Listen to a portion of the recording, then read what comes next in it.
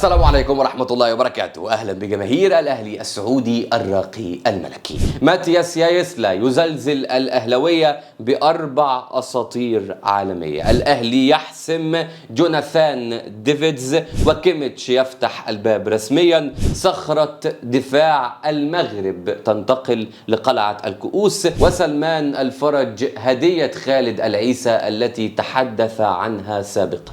تفاصيل وأخبار كثيرة تخص قلعة الكؤوس وصفقات الأهلي، محتاجين نضع فيها النقاط على الحروف. لكن قبل أي حاجة حاول توصل صوتي لكل جماهير الملكي عن طريق إن أنت تعمل لايك على الفيديو، تشترك في القناة، تفعل زر الجرس. وإن لم تضغط لايكا على الفيديو فاعلم ان في حد معين منعك انت فاكره كويس وانا مش هقول لك عليه. تعالى نروح للمواضيع اللي احنا جايين نتكلم فيها، واول موضوع هو سلمان الفرج. بشكل رسمي اهو ماتياس يايسلا بيستقر على 3 صفقات لدعم الاهلي. تمام، احنا هنتكلم النهارده عن 4. ال3 دول اساطير عالميه خارج الاهلي، خارج المملكه العربيه السعوديه وخارج الدوري السعودي. تمام، اساطير عالميه. انما لو هنتكلم عن اول اسطوره محليه فهي سلمان الفرج. خرج قبل ذلك خالد العيسى رئيس النادي الاهلي السابق، اللي ممكن يستمر وهو الاقرب ان هو يستمر رئيسا للنادي الاهلي. تتحدث عن ايه؟ تحدث عن مفاجاه اهلاويه قريبه. المفاجاه دي مفاجاه كبيره، والتصريحات كلها والتحليلات كلها كانت تتحدث عن فكرة سلمان الفرج وانتقال سلمان الفرج إلى قلعة الكؤوس. وآخر الأخبار بتؤكد أن سلمان الفرج فعلا هو الهدية اللي كان بيتكلم عنها خالد العيسى. أنا شايف أن سلمان الفرج من أهم اللعيبة المحلية، وده مش بشهادتي أنا، أنت مش محتاج الكلمتين دول. انت عارف كويس قوي ان سلمان الفرج من اهم اللعيبه ان لم يكن اهم لاعب محلي في الدوري السعودي الفتره الاخيره. لكن الفكره كلها ان انت لما تتعاقد مع سلمان الفرج اكثر ما اخشاه انه يكون عبد الله عطيف الثاني، ان هو يقعد على الدكه، ان هو يقعد معانا سنه ندفع الرواتب بتاعته وبعد كده يرحل والسلام عليكم ورحمه الله وخلاص على كده ما نستفدش منه. بسبب ايه؟ بسبب عدم قدرته على اللعب 90 دقيقه. ومنافسات الاهلي للاسف وطريقه لعب ماتياس يايسلا بتعتمد بشكل رئيسي على الجري الكثير، على اللعب اللي فيه نشاط في نص الملعب.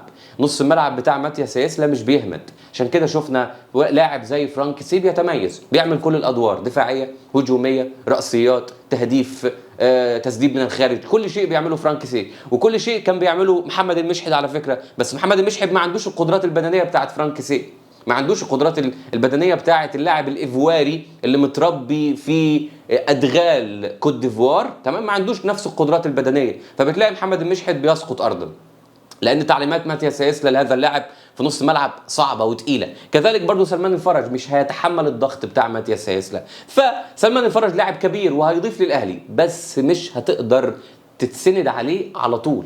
تقدر تتعكز عليه، لكن تتسند عليه وتثق ان انت عندك لاعب 90 دقيقه، سلمان الفرج مش كده، تحت اي بند وتحت اي ظرف. لكن لاعب محترف مش هيتخاذل ابدا عن دعم الاهلي. لو لبس تيشيرت الاهلي خلاص هتشوف ماكينه في نص ملعب، مش هيبقى بارد ومش هيخون الاهلي لو لعب قدام الهلال مثلا خالص. هيلعب عادي جدا لانه لاعب محترف وبيحترم اللعبه وبيحترم الكارير بتاعه والتاريخ بتاعه. ده بالنسبه لصفقه سلمان الفرج.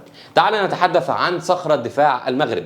الاهلي السعودي يقدم عرضا رسميا للتعاقد مع نايف اكرد. كشفت تقارير اعلاميه ان الدولي المغربي نايف اكرد المحترف في صفوف نادي ويست هام يونايتد الانجليزي تلقى عرضا رسميا من نادي الاهلي السعودي، وذلك لتعزيز تركيبته البشريه خلال الموسم المقبل. وحسب موقع وين وين استنادا لمصادر خاصه فان الاهلي السعودي تقدم بعرض رسمي لاداره ويست هام من اجل التعاقد مع نايف اكرد، مؤكدة أن المفاوضات ستجري بين جميع الأطراف هذا الموسم، بينما لم يحسم اللاعب قراره النهائي بعد.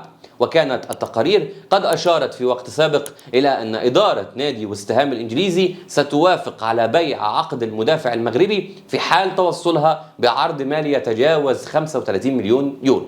يذكر أن عقد مدافع المنتخب الوطني المغربي نايف أكرد مع نادي ويست هام يمتد إلى غاية 30 يونيو من سنة 27. لاعب متميز، لو حضرتك بصيت على سنه هتلاقيه 28 سنة، بيلعب في وست هام، طوله 1.90 متر، طويل القامة وسريع على فكرة. يعني اللعيبة الطويلة دايما بتبقى بطيئة، بس ده سريع، بيلعب قلب دفاع بشكل رئيسي. آخر موسم مع وست هام شارك 28 مباراة، سجل هدفين وصنع هدف، خد بطاقة واحدة حمراء وبطاقة واحدة صفراء. تمام، ودي أرقام إيجابية بالنسبة للاعب بيلعب في الدوري الإنجليزي، لكن ده مش معناه إن إحنا يعني هنرضى بهذه الصفقة خالص. صندوق الاستثمارات بيحاول يتفاوض مع لاعب بحجم فان دايك، والاخبار دي رسميه من صحيفه الرياضيه. ففان دايك ده هيروح فين؟ هيروح الهلال، ما عندهم كوليبالي. هيروح للنصر، ما عندهم مدافعين. هيروح للاتحاد، ما عندهم مدافعين. الاهلي هو اللي عايز صفقات، فمش من المنطقي ان انت تروح تتعاقد مع احترامي لنايف اكرد، لاعب متميز جدا وارقامه جيده وبيلعب في دوري تنافسي وامكانياته عاليه وقوي بدنيا ومدافع المنتخب المغربي الاول وكل الكلام ده وعنده خبرات. بس فين فان دايك؟ من نصيب مين فان دايك يا صندوق يا كابتن سعد اللذيذ؟ من نصيب مين فان دايك؟ من نصيب مين اللعيبه الكبيره الفئه ايه؟ مش المفروض ان الاهلي بيتم تعويضه؟ ليه نتفاوض مع نايف اكرد؟ تمام، لاعب كويس على فكره، لا اقلل من امكانياته، بس انا بكلمك عن العدل والمساواه بين الانديه. المفروض ان احنا نفكنا من الصفقه دي ونذهب الى صفقه فئه ايه؟ لاعب عنده امكانيات وخبرات زي سيرجيو راموس، او الافضل طبعا فان دايك، علشان لسه في الفورمه ويقدر يدي سنتين ثلاثه قدام. تعالى نروح للموضوع اللي بعده، وهو موضوع في غايه الاهميه، وانه كيميتش بيفتح الباب بالنسبه للاهلي. تطورات مفاوضات الاهلي السعودي لضم نجم بايرن ميونخ. اشارت طبعا الصحيفه الى ان بايرن ميونخ سيقبل بيع اللاعب مقابل 25-30 مليون يورو، مؤكده ان المشروع السعودي لن يكون لديه اي اشكاليه ماليه لجلب كيميتش. خلاص، المشروع السعودي صندوق الاستثمارات مش هيلاقي ان ده رقم كبير عليه، مش هيكون في صعوبه ان احنا ندفع المبلغ ده عشان ناتي بكيميتش، من السهل انك تتعاقد معه. فصندوق الاستثمارات عنده الجاهزيه ان هو ينجز هذه الصفقه. صندوق الاستثمارات ما عندوش مشكله، فاضل بس ان احنا ناخد الخطوات الايجابيه، وفاضل ان اداره النادي الاهلي او تحديدا الرئيس التنفيذي المسؤول عن التعاقدات في النادي الاهلي ياخد خطوات ايجابيه من شانها ان هي تضغط على صندوق الاستثمارات، علشان اول ما نبدا سوق الانتقالات الصيفيه بشكل رسمي يتم الاعلان عن صفقه كيميتش، لان اللي هيخلص الصفقه دي فلوس بس. هم طالبين 25-30، لو انت عرضت 40 خلاص الصفقه بتاعتك، لان مفيش نادي في اوروبا هيعرض 40 على كيميتش خالص، مش هتحصل. مش هتلاقي عرض مغري لكيميتش اكتر من اللي ممكن صندوق الاستثمارات يدفعه، واللاعب يستحق، لان الفلوس هترجع لك تاني من الاعلانات، لانه تسويقيا لاعب كبير جدا. فلوس هترجع لك من الاعلانات، هترجع لك من الترويج، هترجع لك من اسم اللاعب بشكل عام. فاتمنى ان صندوق الاستثمارات يحسم هذه الصفقه بالنسبه للاهلي، لان الباب مفتوح بشكل رسمي، ومن السهل ان حضرتك تنجز هذه الصفقة. تعال نروح للموضوع اللي بعده، وهو حقيقة مفاوضات الأهلي مع جوناثان ديفيدز. جوناثان ديفيدز هو البديل الرسمي اللي النادي الأهلي بيحاول يتعاقد معاه، بس مش بديل لروبرتو فيرمينو وإنما بديل لأوسيمين، لأن خلاص روبرتو فيرمينو راحل عن الأهلي، مش هيكمل بطلب من ماتياس. تمام؟ هم اصدقاء فعلا، بس هو طلب رسميا ان روبرتو فيرمينو يرحل عن الاهلي. فانت دلوقتي هتجيب جوناثان ديفيدز ده بديلا لاوسيمين. اوسيمين الصفقه بتتعقد يوما بعد يوم، ما اكدبش عليك، الصفقه بتتعقد، كل تاخير بيخلينا نتاكد ان اوسيمين حاسم مصيره طبقا لتصريحات كثيره. كونتي مدرب نابولي ورجالات الاعلام بشكل عام بيتحدثوا ان اوسيمين بيفضل البقاء في اوروبا لو جاله عرض رسمي، لو جاله عرض يقدر بقيمه عاليه حلو تغريه.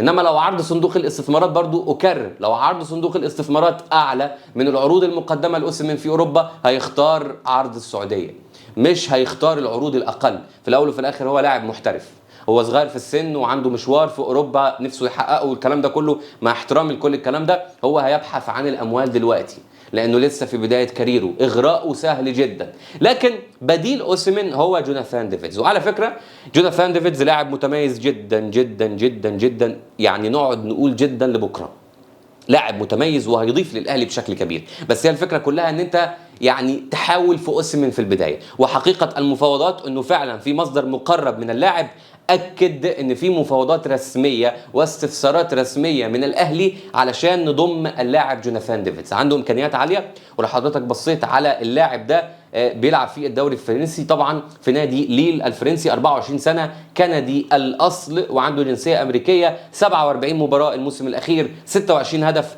9 اسيستات، 5 كروت صفر، لم يتلقى بطاقة حمراء واحدة، وبيلعب سنتر فورورد، مهاجم صريح، وهو احتياج الأهلي. لو أوسيمين ما عرفناش نحسمه، فجوناثان ديفيدز خيار بديل وجيد جدا بالنسبة لخانة مهاجم الأهلي. دي كانت كل التطورات. أتمنى صندوق الاستثمارات يعدل الكفة الميلة ويدعم أفضل جمهور وأرقى جمهور وأكثر جمهور طربية في الدوري السعودي كله. ده كان الفيديو. ما تنساش تعمل لايك على الفيديو واشتراك في القناة وتفعل زر الجرس، ونشوفك على ألف خير في حلقات جديدة، والسلام عليكم ورحمة الله وبركاته.